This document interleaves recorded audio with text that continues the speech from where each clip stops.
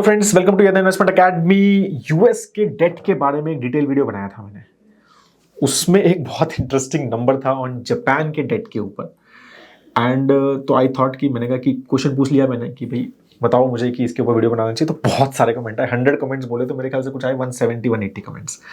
ठीक है, तो मैंने कहा कि चलो यार फिर समझते हैं कि जापान का डेट इतना ज़्यादा क्यों है और क्या ये बॉदर क्यों नहीं कर रहा उनको।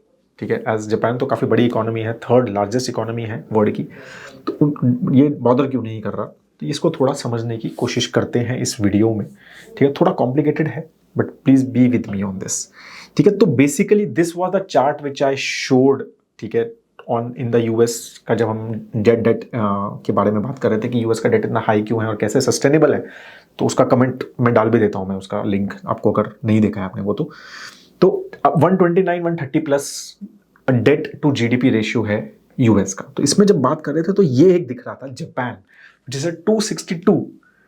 तो जापान तो बहुत बड़ी इकोनॉमी है, तो वहां पे लोग परेशान क्यों नहीं हो रहे हैं और ग्लोबल ग्लोबल वर्ल्ड इस बारे में परेशान क्यों हो रहा है, क्यों नहीं हो रहा है कि इतना डेट है। Debt to GDP ratio 262।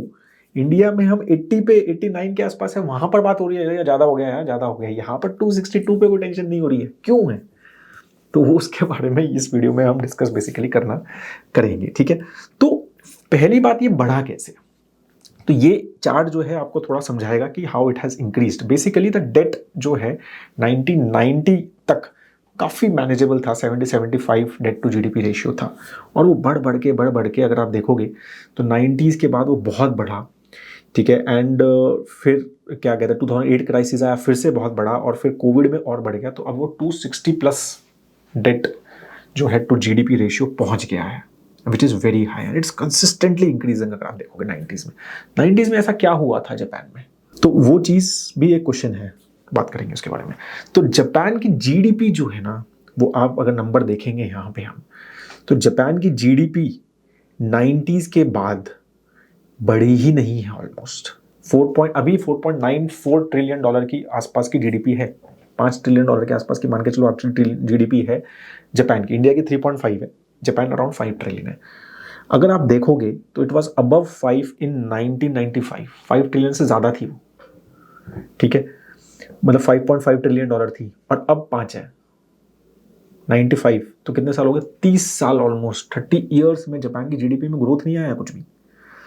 ठीक है, तो ये चीज आप समझो। तो बेसिकली जो डेट टू जीडीपी रेशियो की जब हम बात करते हैं तो नीचे जो डिनोमिनेटर है ना, वो तो कांस्टेंट है, सिर्फ डेट बढ़ रहा है, नीचे कुछ नहीं हो रहा है उससे, जीडीपी नहीं बढ़ रही। क्योंकि आइडियली जैसे इंडिया है, इंडिया का डेट बढ़ रहा है तो जीडीपी भी बढ़ रही है, तो ठीक है, debt to GDP ratio manageable रहता है। पर यहाँ पर नीचे जो डिनोमिनेटर है वो बिल्कुल 90s के बाद बढ़ा नहीं है। ये क्या रीजन है। तो इसके बारे में if you really want a video कि 90s में ऐसा क्या हुआ और जापान जैसी इकोनॉमी कि वो उसके बाद 30 साल हो गए जापान की इकोनॉमी बढ़ी ही नहीं है, तो क्या ऐसे रीजंस हैं कि जापान की जीडीपी बढ़ नहीं रही है। तो उसके बारे में अगर आपको क्वेश्चंस हैं तो कमेंट सेक्शन लिखो, 100 कमेंट्स आएंगे तो इस पर वीडियो बनाएंगे। ठीक है, तो अब पहला रीजन हम बेसिकली डिस्कस करते हैं कि ये जो डेट है ये परेशान क्यों नहीं कर रहा है और ये इतना डेट क्यों लिया हुआ है गवर्नमेंट ने। ठीक है, तो फर्स्ट रीजन तो पहली बात ये है कि जापान का जो डेट है वो ऑलमोस्ट 52%। ठीक है, ऑलमोस्ट, तो कितना डेट है पहले बताता हूँ। तो 262% है ना, तो ऑलमोस्ट अभी के हिसाब से मेरे ख्याल से कुछ बताया था 9.8 ट्रिलियन डॉलर का डेट है।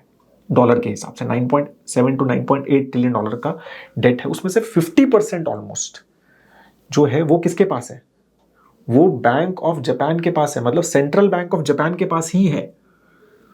तो जैसे यूएस वाले में हमने देखा था ना, वहां पे भी सिग्निफिकेंट डेट जो है यूएस के फेड ओन करता है या फिर मतलब बाकी गवर्नमेंट की ऑर्गेनाइजेशंस होल्ड करती है। ऐसे ही यूएस तो फिर भी 20% ही है यूएस फेड, यहाँ तो 52% डेट जो ओन करता है वो सेंट्रल बैंक ओन करता है। मतलब खुद का पैसा खुद ही को देना है उनको, उनको किसको इंटरेस्ट देना है, अपने आप को ही देना है, हम ही हमारे पास ही है डेट। तो वो चीज आपको, तो ये क्यों कर रहे हैं, खुद क्यों खरीद रहे हैं। तो basically it's like a currency, ये पैसा छापना है, राइट। आपको मनी प्रिंटिंग है, ये गवर्नमेंट को पैसा चाहिए, गवर्नमेंट जाती है सेंट्रल बैंक के पास, सेंट्रल बैंक पैसा प्रिंट करता है गवर्नमेंट को देता है और उससे जो है वहाँ के गवर्नमेंट सिक्योरिटीज खरीद लेता है।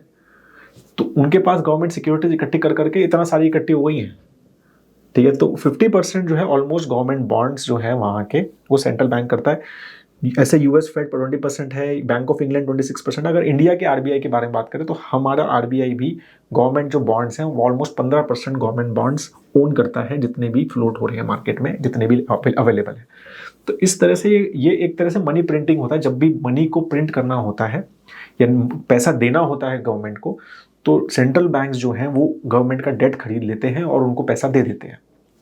तरह से एक ये बेसिकली बैलेंस शीट एंट्रीज है पैसा प्रिंट करने के लिए, ठीक है। तो इस तरह से ये चल रहा है। तो एक तो ये इसीलिए कि सिंस बहुत बड़ा डेट गवर्नमेंट के पास ही है, एक तरह से मतलब वहाँ का सेंट्रल बैंक के पास ही है, बहुत ज़्यादा वरी नहीं है इस चीज़ के ऊपर, ठीक है। दूसरा जो रीज़न है ना, सिंस जीडीपी बढ़ नहीं रही है, ठीक है, तो उसकी वजह से क्या है, वहाँ का जो इन्फ्लेशन है ना वो बहुत कम है, ठीक है। इन्फ्लेशन सिग्निफिकेंटली कम है। अभी भी आप देखेंगे वहाँ का इन्फ्लेशन, मतलब रिसेंटली लास्ट 3-4 महीने 6 महीने की बात छोड़ दो, अभी शायद बढ़ गया है 2-3% में पहुँच गया, बट वहाँ पर डिफ्लेशन हुआ है काफ़ी टाइम।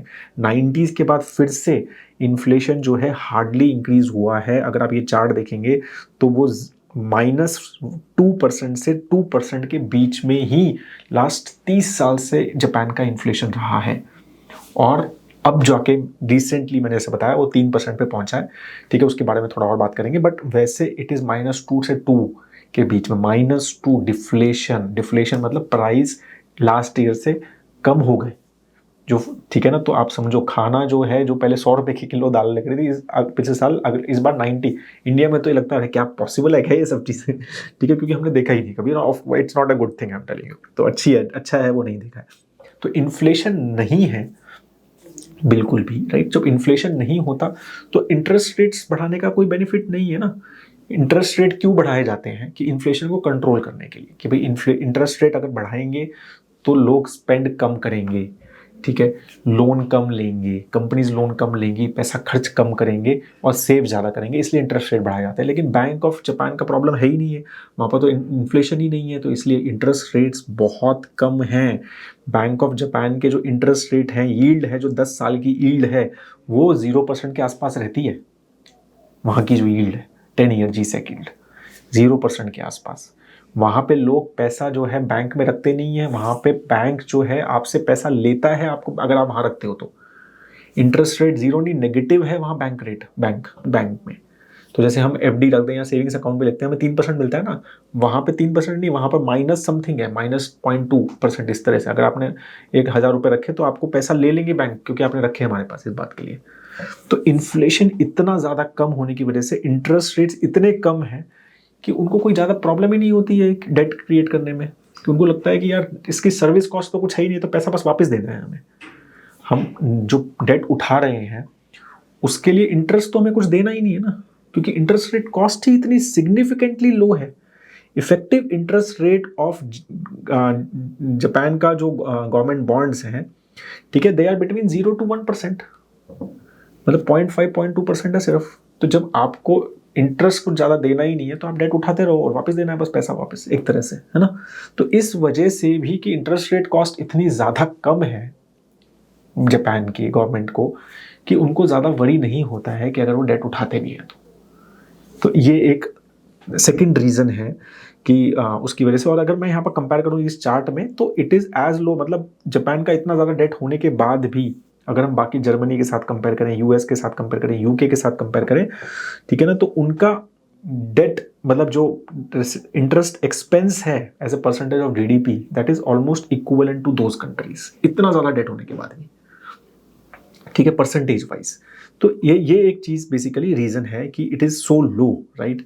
तो ये बेसिकली हमारे रीजंस हैं, मल्टीपल रीजंस की, इसकी वजह से वहाँ पे इतना ज़्यादा वरी नहीं है, क्योंकि इंटरेस्ट रेट कॉस्ट इतनी कम है और मेजरली जो पैसा है वो बैंक ऑफ जापान के पास है। और बाकी जो 48% भी है ना, वो भी वहाँ की गवर्नमेंट के अलग अलग अकाउंट्स में, पेंशन अकाउंट्स, फंड्स, या वहाँ के जो अपने बैंक से बाहर लोगों ने बहुत कम जापान, अरे क्यों लेंगे जापान का डेट बाहर वाले लोग, अगर इतनी कम यील्ड है तो, ठीक है, क्यों लेंगे। तो वो कहेंगे अरे मैं ये यूएस की ले लेता हूँ भाई, अगर कम ही यील्ड है तो मतलब US has a better sovereign rating as well.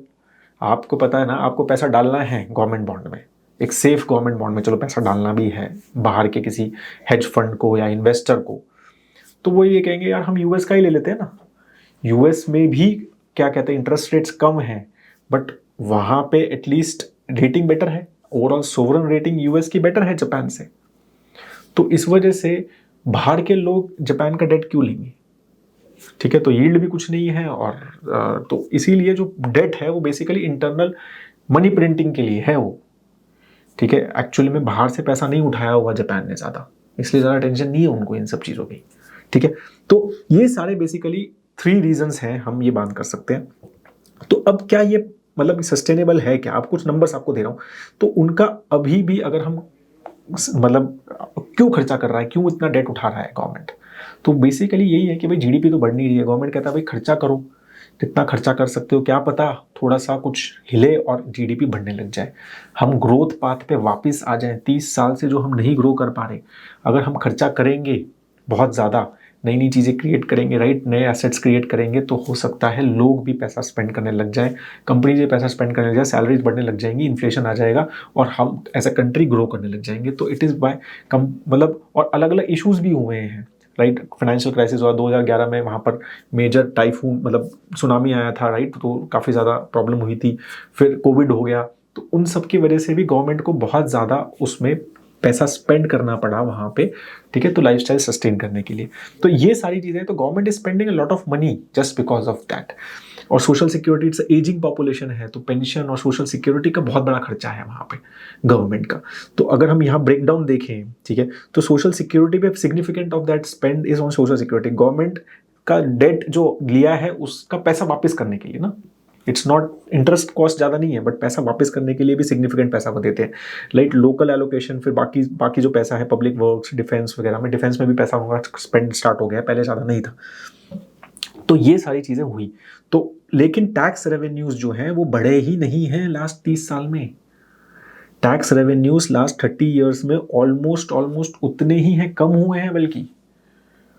तो बेसिकली रेवेन्यू तो आ ही नहीं रहा ना, सिर्फ स्पेंड हो रहा है, स्पेंडिंग बढ़ रही है कंसिस्टेंटली।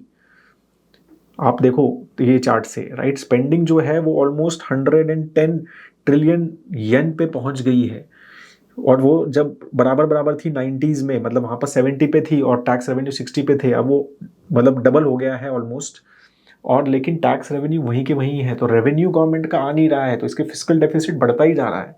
लेकिन गवर्नमेंट इज स्टिल ट्राइंग कि भाई चलो हम करेंगे तो चीज़ें, इन्फ्लेशन आएगा, ग्रोथ आएगी, तो ग्रोथ आएगी तो टैक्स रेवेन्यू भी बढ़ जाएगा, तो हम कर लेंगे मैनेज। तो ये सब चीज़ें हैं वहाँ पे, सोचा जा रहा है। तो किस तरह से गवर्नमेंट का ग्रोथ हो रही है जापानीज गवर्नमेंट बॉन्ड की, तो आप यहाँ पर ये चार्ट में देख सकते हैं कि किस तरह से जापानीज लगातार गवर्नमेंट जो है वहाँ पर पैसा उठा रही है, और किस तरह से इंटरेस्ट रेट जो है वो कंसिस्टेंटली गिर रहे हैं वहाँ पे। गवर्नमेंट पैसा उठाती जा रही है, और 2000 के बाद सिग्निफिकेंट इंटरेस्ट रेट्स जो हैं वो कम हो गए हैं, तो इंटरेस्ट रेट्स कुछ है नहीं, तो और पैसा इसलिए उठाते जा रहे हैं। देयर इज ट्राइंग कि कुछ करके इकोनॉमी जो है वो बूस्ट हो जाए और आगे बढ़ने लग जाए। तो this is what it is all about, right. अगर हम ये चार्ट देखें तो आप देखेंगे कि जापान का सबसे ज़्यादा डेट है सब कंट्रीज में, डेट टू जीडीपी, और वो किस सेकंड जो है वो कौन कौन से कंट्री हैं, देखो सूडान, ठीक है, एरिट्रिया तो मैंने नाम भी नहीं सुना, Greece, Cape Verde, Italy, Suriname and Barbados. And we have already seen Italy और ग्रीस का कितना ज़्यादा इशू रहा डेट सर्विसिंग का, और मतलब ग्रीस तो बैंकरप्टी हो गया था, Italy was almost on the verge of bankruptcy. तो इनसे वो डेट मैनेज नहीं हुआ, 150, 160, 170%, लेकिन जापान जो है वो 260 मैनेज कर रहा है because of the reasons which I have told you. ठीक है, तो ये आपको समझना है। बट रिस्क क्या है अब? तो रिस्क तो ये है कि भाई अगर इन्फ्लेशन बढ़ता है, which is increasing last 6 months में 3% आ गया शायद उनका इन्फ्लेशन, तो फिर बैंक ऑफ इंग्लैंड मतलब बैंक ऑफ जापान को क्या कहते हैं इंटरेस्ट रेट्स बढ़ाने पड़ सकते हैं, जो कि अभी तो वो बिल्कुल नहीं बढ़ा रहे हैं। जब इन्फ्लेशन बढ़ रहा है, दे आर हैप्पी कि इन्फ्लेशन आ रहा है, मतलब टैक्स रेवेन्यू भी बढ़ेंगे, ठीक है, सैलरीज भी बढ़ेंगी, सब होगा, तो ये सोच रहे हैं वो। लेकिन अगर इन्फ्लेशन नहीं आया, या फिर इन्फ्लेशन ज़्यादा आ गया और इंटरेस्ट रेट्स बढ़ गए, तो उनका डेट का जो सर्विसिंग जो पैसा है, सर्विस करने के लिए जो उनका कॉस्ट है वो बढ़ जाएगा।